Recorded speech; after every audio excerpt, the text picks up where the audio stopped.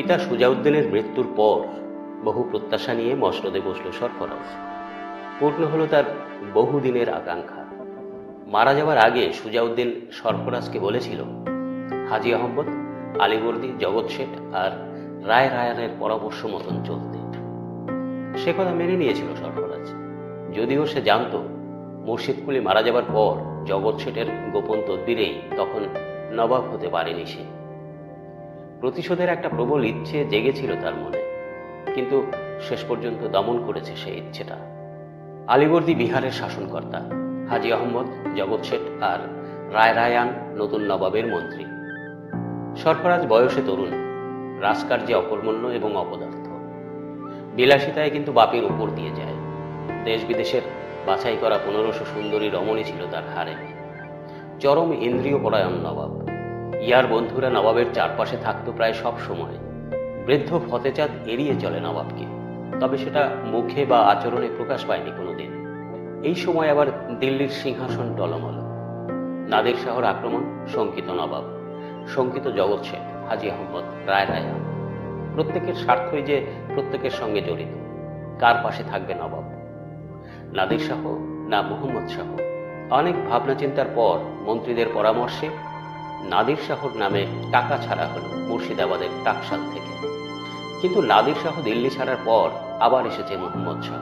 নবাবের আচরণে তার উপর অসন্তুষ্ট বাদশাহ। কিভাবে বাদশার সন্তুষ্টি বিধান করা যায় ভেবে পাচ্ছে না সরফরাজ। দরবারে জগৎ শেঠ, হাজী আর রায় রায়ানের প্রভাবটা ভালো চোখে দেখত না সরফরাজের ইয়ার বন্ধুরা। মাঝে মধ্যে সুযোগ পেলেই ঘুরিয়ে ফিরিয়ে তারা বোঝাতে চেষ্টা করত নবাবকে। বিশেষ করে হাজীকে তারা যেন কোনো মতেই সহ্য করতে পারত না।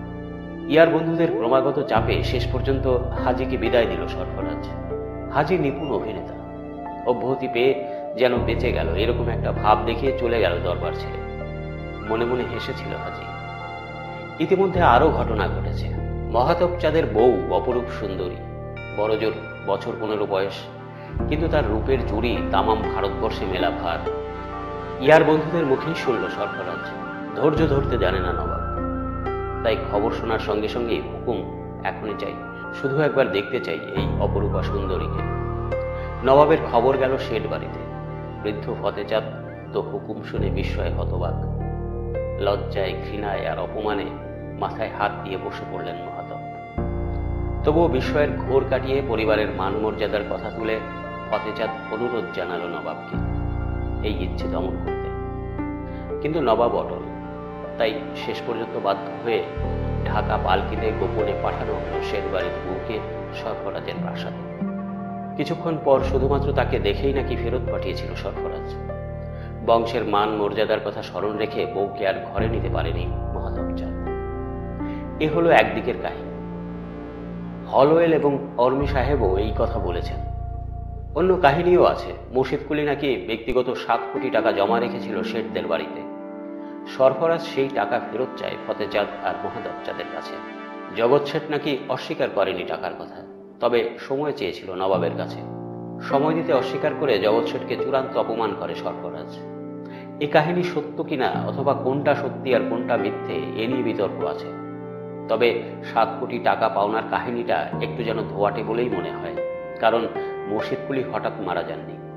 টাকা যদি তার জগৎ শেঠের কাছে পাওনা থাকতো তাহলে অন্তত মৃত্যুর পূর্বে মুর্শিদকুলি সে কথা বলতে পারত। দ্বিতীয়ত, মুর্শিদকুলি মারা যাওয়ার পরে প্রায় 14 বছর নবাবি করেছেন সুজাউদ্দিন। এই দীর্ঘ সময়ের মধ্যেও কিন্তু টাকার কথা উঠেছিল বলে সমসাময়িক ইতিহাসে উল্লেখ নাই। তবে ঘটনা যাই হোক, এটা ঠিক যে সরফরাজের উদ্ধত আচরণ এবং কারণে বা অকারণে সম্মানীয় মন্ত্রী তথা ব্যক্তিদের প্রতি অপমানসূচক কথাবার্তায় ক্রুদ্ধ হয়েছিল অনেকেই। হাজী সরে গিয়েছিল আগেই। রায় রায়ান আর জগৎ শেঠও নিজেদের নিরাপদ মনে করতে পারছিল না। ফলে যারা এতদিন ছিল মন্ত্রী, সেই ত্রয়ী হাজী, জগৎ শেঠ আর রায় রায়ান ক্রমে হয়ে উঠল সরফরাজের শত্রু। শুরু হলো ষড়যন্ত্র। স্থির হলো মসনদ থেকে সরাতে হবে সরফরাজকে। নানান লোক মারফত সরফরাজের বিরুদ্ধে নানা কথা তোলা হলো বাদশার কানে। দিল্লির দরবারে যাদের প্রভাব, প্রতিপত্তি এবং যাতায়াত আছে তাদের 2-1 জনকে হাত করে তাদের মাধ্যমেই বাদশার কাছে কৌশলে জানানো হলো নানা অভিযোগ। নাদের শাহর সঙ্গে সংঘর্ষের সময় নবাবের ভূমিকায় মনে মনে বেশ অসন্তুষ্ট ছিল বাদশাহ। কাজেই অল্প অল্প আগুনে ঘিয়ের ছিটে পড়তেই জ্বলে উঠল। মোহাম্মদ শাহর টাকার খুব প্রয়োজন, অথচ রাজকোষ একেবারেই শূন্য। তাই খুবই চিন্তিত মোহাম্মদ শাহ। ঠিক এমনি সময় প্রস্তাব এলো গোপনে বাদশার কাছে।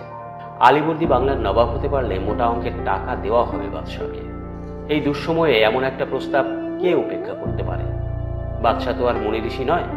মোহাম্মদ শাহ সোজাসুজি কিছু বলল না। হাজার হলেও দিল্লির শর্ত বটে। ভাবখানা অনেকটা এইরকম, তোমরা যা ভালো বোঝো করো, ব্যাস এইটুকুই যথেষ্ট। এই সামান্য কথাটুকু আদায়ের জন্যই তো এত ভূমিকা, এত অভিনয়, এত প্রতীক্ষা। বাকি কাজটুকু এমন কিছু নয়, ভিত তৈরি, গাঁথতে যেটুকু সময়। রাজধানী মুর্শিদাবাদে ষড়যন্ত্রের 3 নেতা একেবারেই স্বাভাবিক, কোনো পরিবর্তন নেই। নবাবের চরম এবং পরম হিতাকাঙ্ক্ষীর মতোই আচরণ, কোথাও কোনো ত্রুটি নেই। ওদিকে আলীবর্দীকে জানিয়ে দেওয়া হয়েছে দিল্লির সবুজ সংকেত। অধীর আগ্রহে অপেক্ষা করছিল আলীবর্দী। খবর পেয়েই অগ্রসর হলো মুর্শিদাবাদের দিকে। সরফরাজ তখন সুন্দরী পরিবেষ্টিত হয়ে হারেমে বসে আরাম করছে। হারেমে বসেই খবরটা পেল। সঙ্গে সঙ্গেই বাধা দিতে ছুটল সশরীরে। গিরিয়ার প্রান্তরে মুখোমুখি হলো উভয় পক্ষ। লড়াই চলল উভয় পক্ষে। অসীম বীরত্বের সঙ্গে লড়াই করল নবাবের বিশ্বস্ত সেনাপতি গাউস খান, কিন্তু তবুও রোধ করতে পারেনি আলীবর্দীর গতি। কোনো কোনো ঐতিহাসিক বলেছে, জগৎ শেঠের টাকার প্রলোভনে নবাবের কামান বন্দুকের মধ্যে গুলি বারুদের পরিবর্তে রাখা ছিল ইট বালি ইত্যাদি। এই কাহিনী সত্য কিনা জানা যায় না, তবে জগৎ শেঠের পক্ষে এরকম করা অসম্ভব ছিল না।